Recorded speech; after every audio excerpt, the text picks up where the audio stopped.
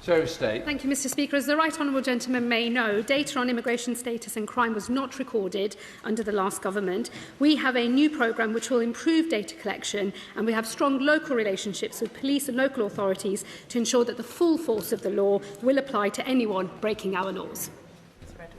Sir Edward.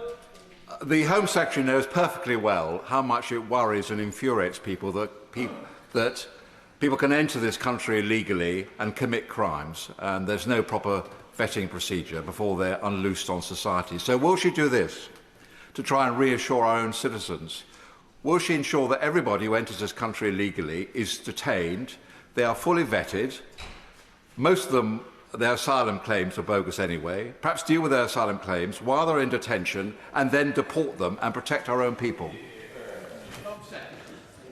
Well, I of course recognise the public concern around criminality, and that's why, of course, this government is working closely with all of our partners to not just improve data collection, but to have a risk-based approach so that we can manage those individuals who pose the highest risk on our immigration estate. If I may gently say to him, his suggestions for how we deal with those who seek to come to our country illegally, primarily through channel crossings, would have had more force if his government had succeeded in stopping those boats, as they often claimed that they would do so and utterly failed to do so. This government is using a number of approaches to try to get to grips with illegal migration, and will be bringing forward further changes to the House in due course. Chris Murray. Thank you, Mr Speaker. The way to deal with any asylum seeker, or indeed any migrant who commits a crime, is to remove them from the country, which is why it's good to see that removals of foreign national offenders have gone up 40% from what was left under the last government. But actually the way you deal with crime in communities is by reinvigorating neighbourhood policing and supporting our police. So does the Home Secretary agree with me that that is two areas where this Home Office is clearing up the mess left behind by the previous government? My honourable friend is right. As one of many areas in which we are cleaning up the multiple messes left by the previous Conservative government. He is right to note that the removal of foreign national offenders has hugely increased under this government and will continue to do so. And removals from this country are at nearly 60,000 removals since we have been in office, and they will continue to rise. Shadow Home Secretary Criswell. Thank you, Mr Speaker. I recently met Siobhan White, the mother of Rhiannon. Rhiannon was brutally murdered by Sudanese illegal immigrant Den Majek, who stabbed Rhiannon 23 times. Majek arrived by small boat in late July 2024. And as the Home Secretary will know, small boat crossings since the election have gone up by 45%. Now, Majek would have been among the first eligible for removal to Rwanda. So Siobhan wants me to ask the Home Secretary this. Why did the government cancel the Rwanda scheme just before it was due to start? Because if Majek had been removed to Rwanda, Rhiannon would still be alive today. Let me say, first and foremost, Mr Speaker, that the murder of Rhiannon White was an abhorrent, horrifying crime, and our thoughts, and I know that of all of the House, are with her loved ones. The vile criminal responsible for her murder is behind bars where he belongs, and he has rightly received the strictest punishment of a life sentence. I don't wish to play politics with personal tragedy and government policy, but he will know, as we have discussed across this dispatch box on a number of occasions, the Rwanda policy was a gimmick, hundreds of millions of pounds spent with only 4 removals made from this country, his government knew that they were running into problems with that scheme already. This government has focused on measures that we believe will deal with the problems we're facing. It is taking some time, but they are the right measures, and they will get to grips with the problem that he left behind. Mr Speaker. Minister. Thank you, Mr Speaker, and with your permission, I'll group this question with question 16. The Home Office published quarterly statistics show that on the 30th of December 2025, there are 103,426 individuals in asylum accommodation, compared with 108,085 on the 30th of September 2025 and 96,642 on the 30th of June 2024. Of course, that time series is not a like-for-like comparison, but for reference, colleagues will be interested to know that in the final September under the previous government, there were more than 119,000 asylum seekers in accommodation, so the comparable figure from September 2025 is well down on that level. Mr Speaker, so the numbers published by the Home Office show around a 7% rise in the numbers in asylum and dispersal accommodation. And my Hillingdon constituents would know, because we have the highest numbers of asylum seekers per capita of any local authority area in the country. In particular, this is putting huge pressure on the supply of temporary accommodation. And my local Conservative council argues that it should put the needs of long-standing local residents for housing ahead of those newly arrived as asylum seekers. Does the Minister agree?